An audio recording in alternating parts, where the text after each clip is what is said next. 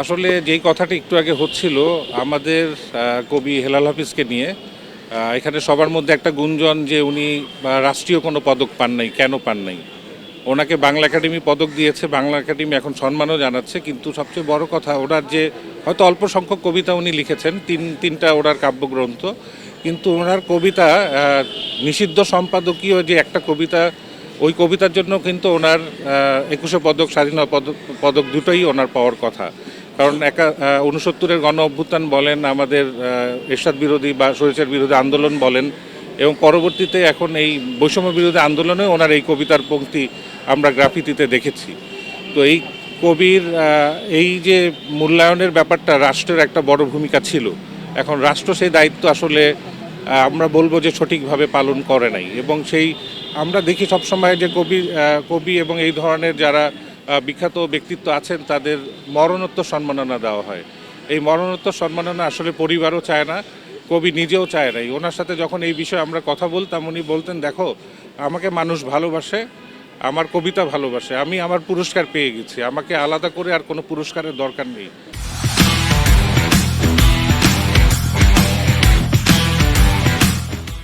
আমরা ওনার বাংলা একাডেমির সার্টিফিকেট খুঁজে পাচ্ছিলাম না, তো উনি সেই সার্টিফিকেট কই রেখেছেন আমরা জানিও না। ওনার বন্ধুর কাছে ওনার অ্যাওয়ার্ডটা রেখেছেন, ওনার কোথায় রেখেছেন সার্টিফিকেট কিছুই উনি মানে এগুলো ব্যাপারে তার কোনো মোহ ছিল না কখনো, নির্মোহ একটা লোক ছিলেন।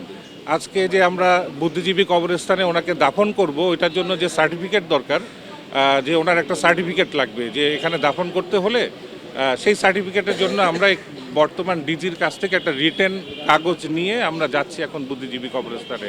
তো এইটা তো হওয়ার কথা ছিল না। উনি একা ছিলেন, একটু অভিমানী কবি ছিলেন, কিন্তু তাই বলে পরিবার থেকে বিচ্ছিন্ন আমাদের সমস্ত কি বলবো আমাদের সামাজিকতা, বন্ধু, ওনার সব লোকজন ধীরে ধীরে এত কমে গিয়েছিল যে লাস্ট 3 বছর ওনার ট্রিটমেন্টের সময় আমি দেখেছি একটা লোক ওনার সাথে এসে 4 ঘন্টা সময় দিবে আমরা পাই নাই। আমরা মানে ফেসবুকে পোস্ট দিয়ে লোক খুঁজতে হয়েছে ওনার জন্য যে ওনার ট্রিটমেন্টে আপনার হাসপাতালে একটু ওনাকে সময় দেন 4 ঘন্টা। আমি পরে আমরা একটা টিম করে আমরা টাকা তুলে 500 টাকা করে একটা লোক ভাড়া করে আমাদের ওখানে ওনার সাথে থাকতে হয়েছিল। অথচ এই কবির পাশে আপনারা জানেন উনি যখন প্রেস ক্লাবে ছিলেন, উনি যখন কর্ণফুলীতে ছিলেন, উনি যখন মানে মানে তুমুল জনপ্রিয়, ওনার আশেপাশে লোকের কোনো অভাব ছিল না। আজকে ফেসবুক খুলে দেখি যে মানে ওনার পোস্টে সয়লাভ, ওনার এই এখন অনেকেই কান্নাকাটি করছেন, বাট এই কান্নাকাটিটা তো আমরা আগে দেখি নাই। এই যে তাদের ব্যাপারটা, এটা যদি একটু আগে হইতো কবি হয়তো আরও কিছুদিন আমাদের মাঝে থাকতে পারতেন। তো এই আক্ষেপটা রয়ে গেছে আমাদের সবার। তো এই ব্যাপারে রাষ্ট্র নিশ্চয়ই ভূমিকা নেবেন, বাট এই মরণোত্তর কোনো পুরস্কার, মরণোত্তর এই প্রাপ্তির আসলে কোনো মূল্য নাই।